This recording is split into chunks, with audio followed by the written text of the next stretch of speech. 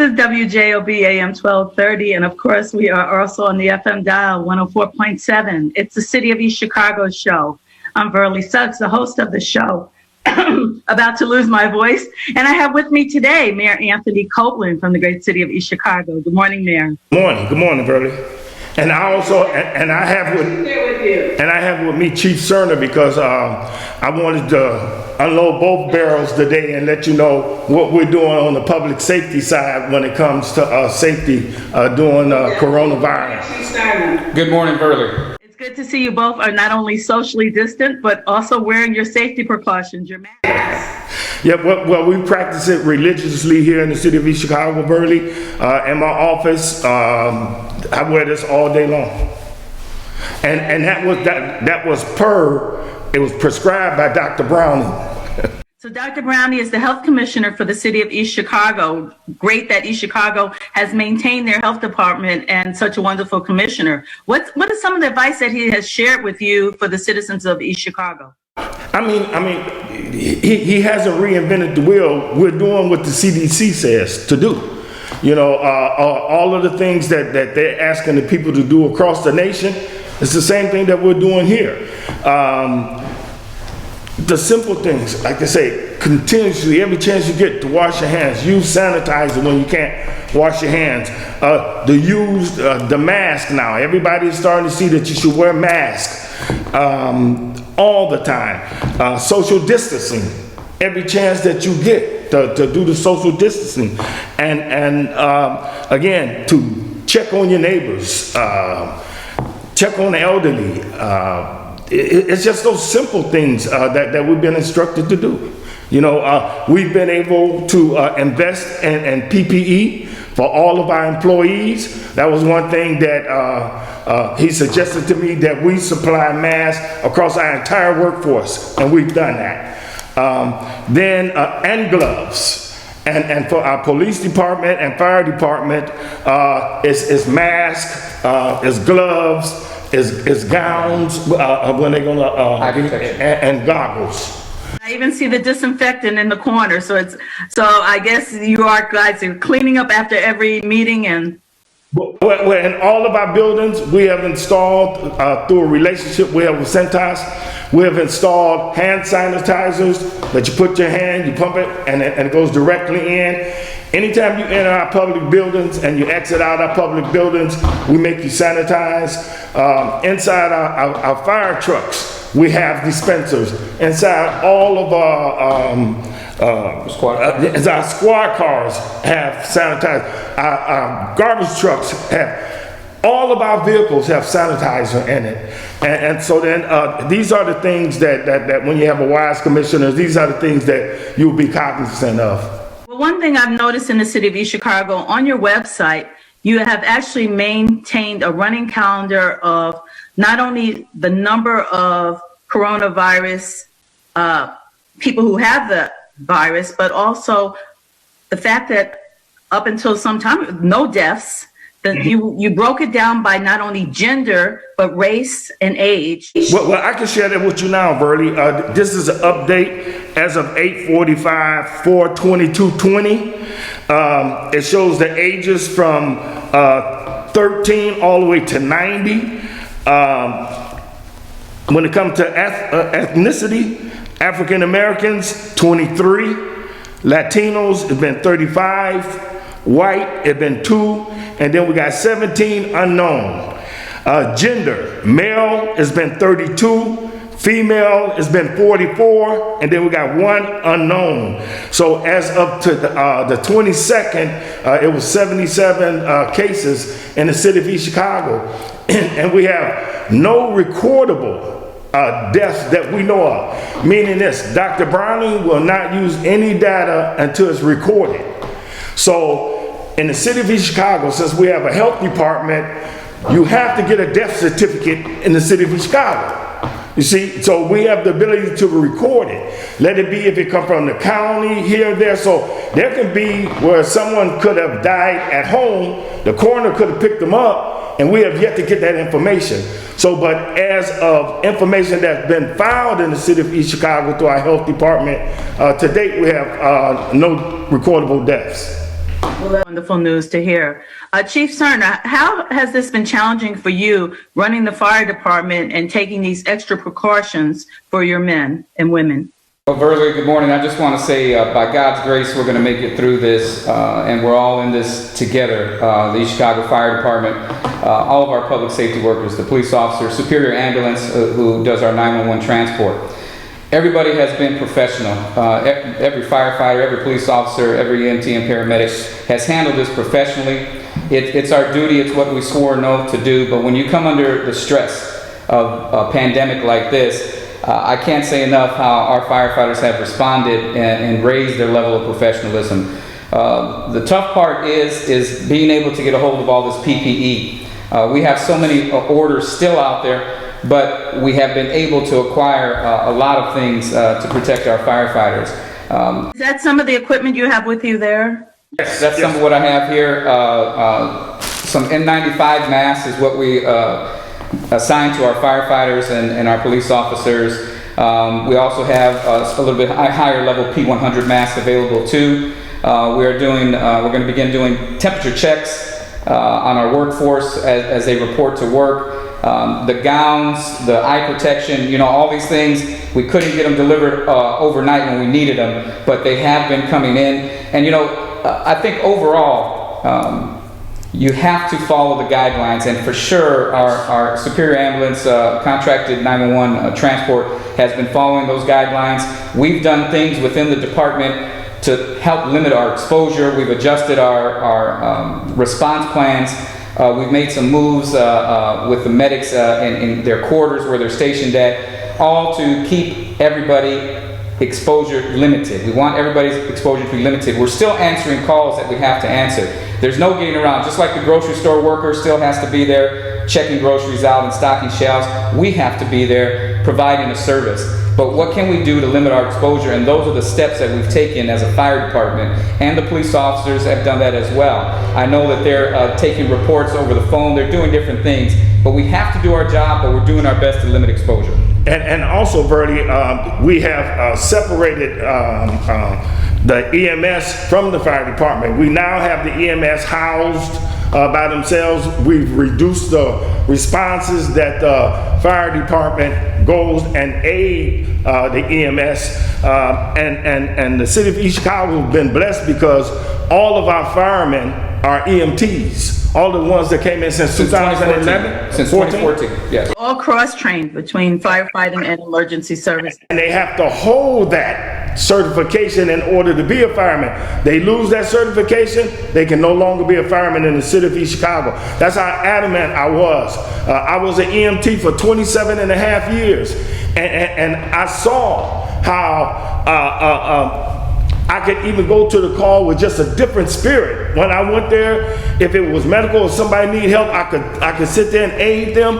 Or if it turned around, it started off as a fire, but it went into a medical crisis, I had some knowledge to cross over. So when I became mayor, I just started looking inward into my heart and say, I'm going to mandate this. Before, they used to give them a choice, and they would opt out. And I just say no. We have one question because we've discussed this before. Was there any way that this schedule was based on political retribution? The new schedule for the fire department. Verlie, let me try to put it this way. In May, I beat my opponent 4-1. Then I previously beat him in 3 other contests. So now all of a sudden I'm supposed to have some animosity. I'm supposed to be all mad at the world. This came out of in October when we went to finalize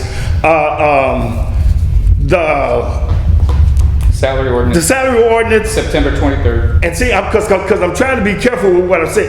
We went to deal with the council to close that ordinance, and some of the things that they were requesting, I just couldn't swallow them, and there a fight ensued. But up until then, Aguilera, he appeared out of thin air, and when he was defeated, he disappeared again out of thin air. So for them to come and say, I'm going to wait all the way to October to want to unleash the hounds, that's just wrong. That's just wrong. But you know what? You can tell the truth and you don't have to add no lie to it. But you can tell a falsehood and then have to add some truth to it. So was he my opponent? Yes. But did I do anything to anybody because of him? No. That would make me a real small man. Well, thank you, Mayor. I just wanted to put that to rest once and for all. So tell us, despite the coronavirus, the city of East Chicago is still functioning. I know that the city workers have been tested and city functions, garbage collection, all the services that East Chicagoans are used to are still happening.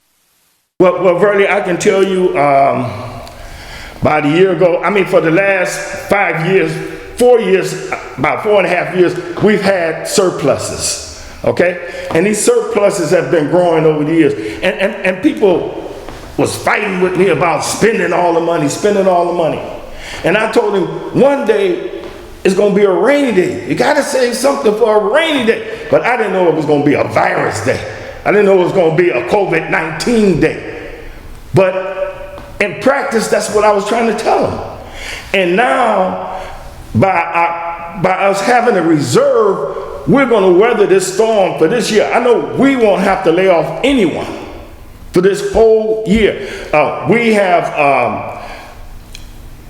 have put everything on projections of saying maybe the tax collection may be 50%. It's going to be a little higher than that, but we don't know where it's going to go. Ameristar will not be giving us any money anytime soon for the local development agreement. ArcelorMittal has delayed their property taxes. They took that 60-day delay in paying the taxes that the governor allowed property owners. So we know the collection is going to be disturbed a little bit, but the city of East Chicago is going to weather through this, so we will be able to carry our whole force, because through this, the city still has to be cleaned. If you do not clean your city, you open way for rats, for the roaches, for the possums, and for the raccoons, all who can spread diseases. So I deemed the whole city was essential. And everybody that works, all 550 employees of the city of East Chicago, will be able to weather this storm together. But all this safety equipment that you see here, all this PPE is useless if the people do not wear it. And this is the next level that we're going to step up. We're going to make it mandatory. It's already mandatory, but if we catch you without having it, that we're going to send you home, you're going to be penalized. That's how crucial it is to wear this stuff. And as far as our public works, recently at St. Timothy's, they offered free testing. We had an employee over there test positive. Then upon us knowing that, we took advantage of that. We took all of that crew in that area, which was 40 people. We sent them all over to St. Timothy's to get tested. The results that we got back, 2 was found positive. And now we're taking even deeper action. We're separating the population on out, thinning it out. Traditionally, you have on a rear loader, you have 3 men on a garbage truck. We're going to turn it into 2 men on a garbage truck and have another truck shadowing them in the back. Great idea. So since Chicago's used to the 3 people, you'll still have 3 people, but there'll be separation. It'll take 4 people to do a 3-man operation now, okay? And then, but this is only a temporary solution that we're doing. Our permanent solution is we just bought 4 one-arms, the trucks that automatically reach out, grab the garbage can and dump. We just purchased 4 of those. That now gives us 6 automated trucks that go through and do it. We will be putting these trucks in service in another week. That's going to allow us to take even the men out of the trucks permanently. We're getting ready to order 3 more one-arm trucks. So our whole fleet is going to turn over, and the rear loader, traditionally, as you know it, will only be used to pick up the big dumpsters. And all the rest of the garbage cans will be picked up by these one-arms and the 2 arms that we have. Now, what about recycling? Recycling, it's always been only 2 people on that truck. And continuing to cite the virus. Yes. And the same thing, when they go out, they mask, they got gloves, they got hand sanitizer inside the truck. And it traditionally, they always had 2. You know, where they would go down, bring it, dump it, and then just work their way on through. But frugality and having an excess of revenue saved up has really put East Chicago on a better footing than some of the other surrounding communities, so to speak. Well, I can't speak for the other communities, but I can tell you that East Chicago is in a good place. But no matter how much you've been blessed, you have to use wisdom. And the wisdom that I want the workers to have is to know that this equipment is here. It will help save your life. It will help us keep the spread of the disease. You know, I've had some officials approach me, and you know, everybody can do the job different than what you would do the job. You know how that goes. And the armchair quarterbacks, you know, they win every game. But I try to tell everybody, you fighting something you can't see, something you can't hear, something you can't feel. That's a deadly enemy.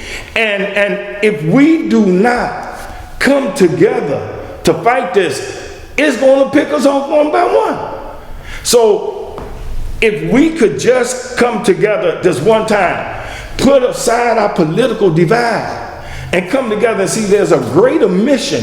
That greater mission is to protect and serve the people of East Chicago. I tell people, if somebody had a plan that was so masterful, why would mayors get sick for this? Why would mayors catch it? Huh? Why would senators catch it? Huh? Why would presidents, prime ministers, huh? Do you think they would let the president of a country catch it? It's a deadly enemy. And this is why we have to practice what we preach. We have the technology here. We now have the ability, every one of our workers, when we get through and we get the last order of these thermometers, we're going to be able to zap each one of them when they come through the threshold. When they cross the threshold, and when the temperature is above that, we will send them home. Our policy now with our workers are, if you're sick, stay home. If you come to work and you're sick, we're going to send you back home. Because, you know, in the past, we fostered an atmosphere of false security. We allowed people to come when they had a cold, had the flu, they would come, they cough next to you, and people just nonchalantly, oh, God bless you, when they sneezed. It's no more of that. It's time for us to be smart. It's time for us to be proactive. And this, what this equipment gives us the ability to do, to protect not only our families, but to protect our friends and to protect the community. Well, that's great. Chief, you know, I know you're here representing the fire department, of course. The police department, I'm sure, using the same precautions as well. Do you meet resistance, or do you find that everyone is willing to do what's necessary to prevent the spread of this virus? Again, the professionalism that has been displayed by all of our firefighters, police officers, everybody wants to go home safely. Everybody wants to be able to do their job and also be with their family. And it's tough right now with all the social distancing and different things we have to do. But as far as our firefighters and the police officers, you're always going to have a small percentage that are going to be, the sky's blue and they're going to say it's gray and it's raining. But our majority of our police officers and firefighters have all been on board. Everybody wants to do the best job that they can. We're trying our best to provide the PPE and the tools to do the job safely. And I just can't say enough, I want to thank my staff. You know, I'm not able to do all this ordering and make sure. I've got a staff at the fire department, Chief Rosario and his staff at the police department. We're all working together, and I want to thank them for being able to get all of this PPE. But as far as the during this crisis, this national pandemic, I've seen it in our department. I've seen it in the city. People have come together. You've heard it said on television, wartime and unprecedented times. It truly is, and we have all come together. The fire department is no different. And I got to thank my staff and also the professionalism of our fire department has really stepped up during this crisis. I definitely, the chief just brought up coming together. And so I would definitely be remiss if I didn't bring up the loss of an icon for the city of East Chicago, and that is in the former twice chief of the city police department, Chief Flores. Would you like to say something regarding Chief Flores? Well, I would just like to say, Verlie, he was a true example of an officer and a gentleman. Just the true meaning. He defined it, he lived it, he breathed it. I can remember when I first came in as mayor, I kept him as chief, and he took me through some difficult times, Verlie, and I'll never forget that he would come and pray with me, Verlie. He gave me this book right here. He gave me this Bible. It's a fireman's Bible. No. And it even had my name on it, Verlie. So you have the Bible that Chief Flores gave you? Yes. And you can see page after page where I literally did what he told me to do. I would read, I would take notes, I write all in the pages and everything, and I was able to weather many and all adversity through practicing what he taught me. And Verlie, he never would rant and rave and yell. He was just so mild-mannered. And I love him. I will forever treasure him in my heart. And sometimes you get evenly yoked. God evenly yoked you. If you met his wife, you'll see why he was the way it is. When they did a furrow or did a row, it was straight because they was evenly yoked. You see what I'm saying? Just two beautiful people. She would make me these nut rolls, so about 15 of these pounds I can attribute to the nut rolls, the pecan nut rolls she used to make. And but I will miss him. And the apples don't fall far from the tree. When you meet his kids, you'll see the same thing. You will see they are a reflection of him. But like I said, may he rest in peace, because he was just a beautiful soul, Verlie. Beautiful soul. And I'm glad that I got this mask on and these glasses, because you see a little misty eye here, because yeah, I miss him. Definitely understandable. These are different times for us, and I saw the beautiful tribute, the cars that drove through the city of East Chicago that passed the police station in tribute and honor to the chief, and he'll be greatly missed. Yes. I know that normally East Chicago this time of year, we're talking about all the wonderful events and parades and concerts, series, a lot of things that have had to be canceled or postponed. What are we looking forward to in the future?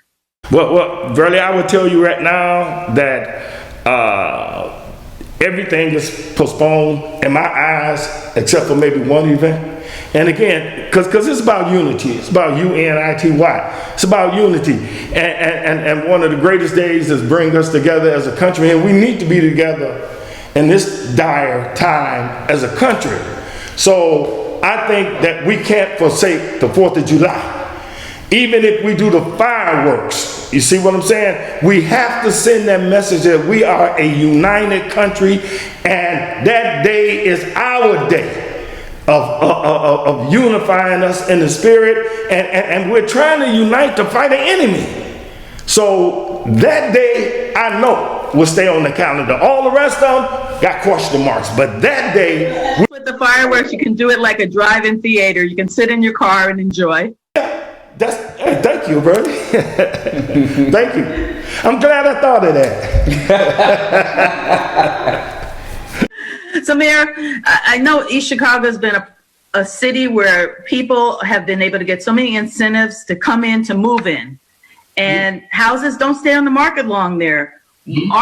During this time right now, how is that moving forward? Are people still looking to buy homes? in the city of East Chicago and take advantage of some of your incentives? Yes, Verlie. But again, you know, I think that the way that they got to display them and with the social distancing and everything, but that program hasn't slowed down.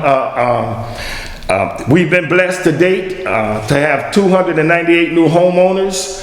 We have spent upwards of $4 million in our down payment assistance program. It's been one of the highlights.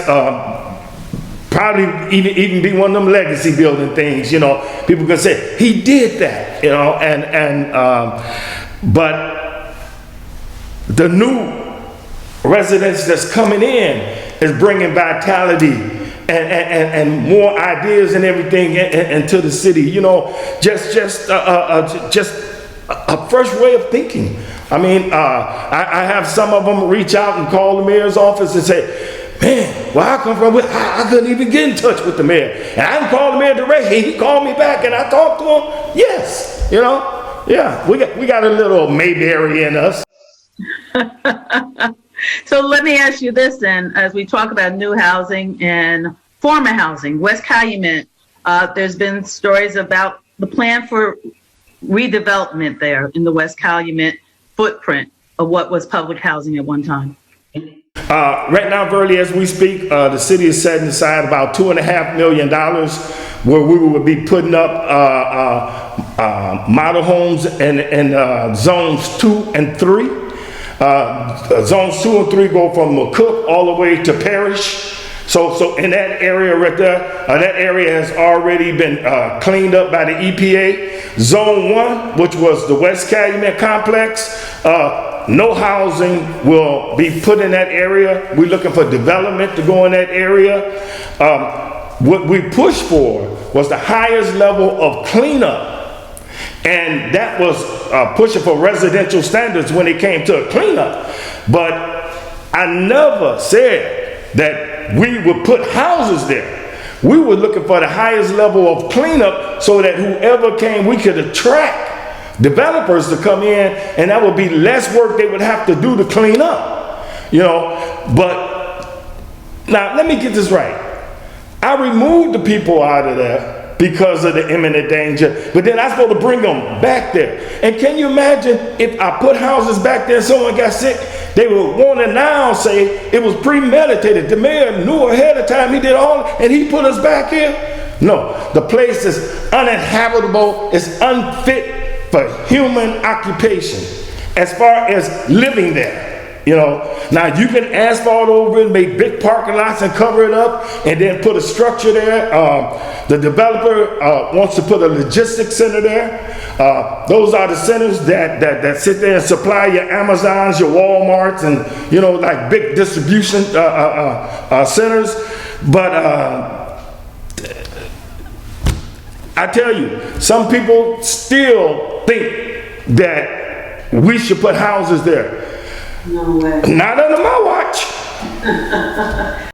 Too bad, Mayor, you weren't the mayor back when they actually did build that complex on top of a former lead site. So moving forward. Hey guys, this is the wizard. This is the guy behind the curtain that's got to pull the time, and that's it, man. As interesting as that was, I mean, wow, I didn't even think about that. That's a great story. That's the money they're gonna get us out of. Hey, Mayor and Chief, thank you so much. Verlie, you did a great job like always, guys. Thanks so much. Thank you.